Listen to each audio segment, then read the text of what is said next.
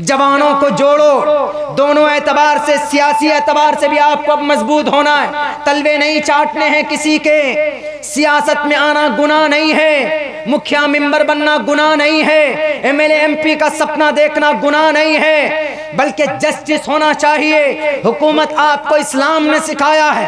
हजरत उमर फारूक के ज़माने के अंदर मस्जिद नबी की दीवार पर हजरत अब्बास रजी अल्लाह ताला अन्हु के घर का पानी गिर रहा था।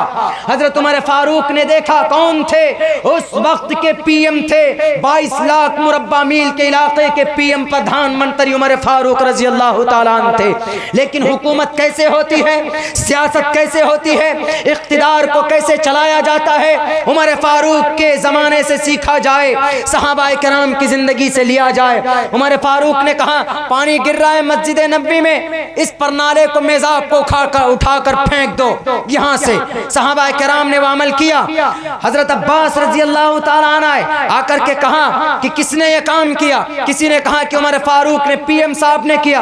हजरत अब्बास डरे नहीं, हजरत अब्बास घबराए नहीं कि अरे उमर फारूक ने, अमीरुल मोमिनीन ने, पीएम साहब ने उखाड़ कर फेंका है, अगर कुछ बोलेंगे तो हथकड़ी लग जाएगी। नहीं, उस वक्त के हजरत उबय बिन काब रजी अल्लाह ताला अन्हु जो जस्टिस ऑफ मुस्लिम थे, उनकी अदालत के अंदर केस दायर किया, एफआईआर किया, फर्स्ट इंफॉर्मेशन रिपोर्ट दाखिल किया। हजरत ने बुलाया, एक तरफ कटघरे में खड़े हैं उमर फारूक, दूसरे तरफ खड़े हैं हजरत अब्बास रजी अल्लाह ताला अन्हु। अपना हक लेने के लिए मैदान में आए कि नहीं आए? हजरत अब्बास, अगर आपको आज आपका हक नहीं मिलता है तो आपको चुप नहीं बैठना, आपको अपना हक लेना है, जुबान के अंदर कुव्वत पैदा करनी है। तो हमारे फारूक ने कहा कि नबी पाक अलैहिस्सलाम, ये मस्जिद नबी में पानी गिर रहा था, इसलिए नमाजियों को दिक्कत हो रही थी, इसलिए हमने इस परनाले को उखाड़ करके फेंक दिया है। तो हजरत अब्बास ने कहा, आप कौन होते हैं फेंकने वाले? कहा क्यों?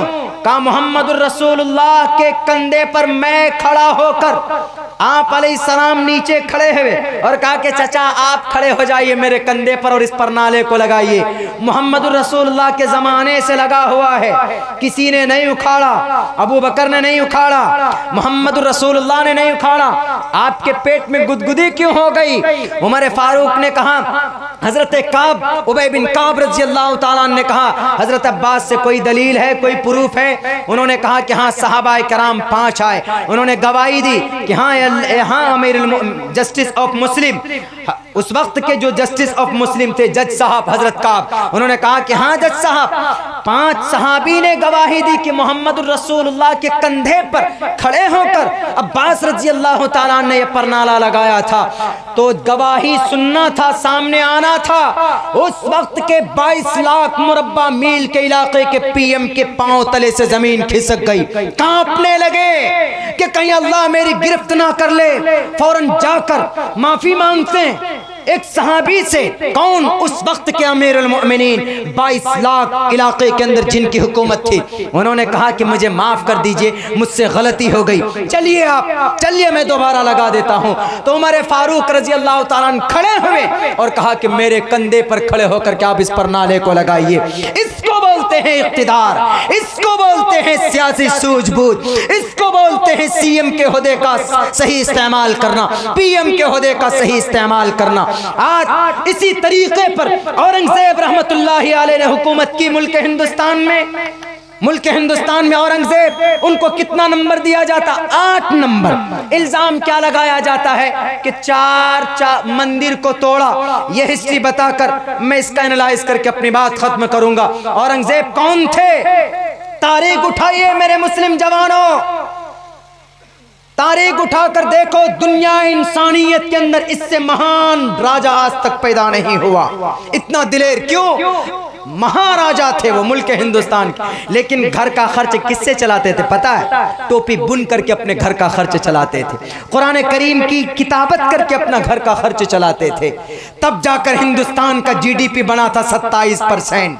आजकल के 10 लाख का सूट नहीं पहना था आजकल के लीडर की तरह, 3 लाख का पेन इस्तेमाल नहीं किया था, 50 करोड़ रुपए खर्च करके बॉडीगार्ड नहीं रखे थे। औरंगजेब ने अपने तन मन धन पेट काट काट कर हिंदुस्तान को अखंड भारत बनाया था। कामाख्या देवी की मंदिर किसने बनाया? औरंगजेब ने बनाया। उज्जैन के महाकाली मंदिर किसने बनाया? औरंगजेब ने बनाया। फिर ये इल्जाम क्यों? बस सिर्फ अदावत की बुनियाद पर, तशद्दुद की बुनियाद पर। अल्लाह इनको खत्म करे, हमारी जुबान के अंदर तक़वियत पैदा करे और हमें सही मार्ग दिशा दिखाए ईश्वर अल्लाह तबारक व तआला।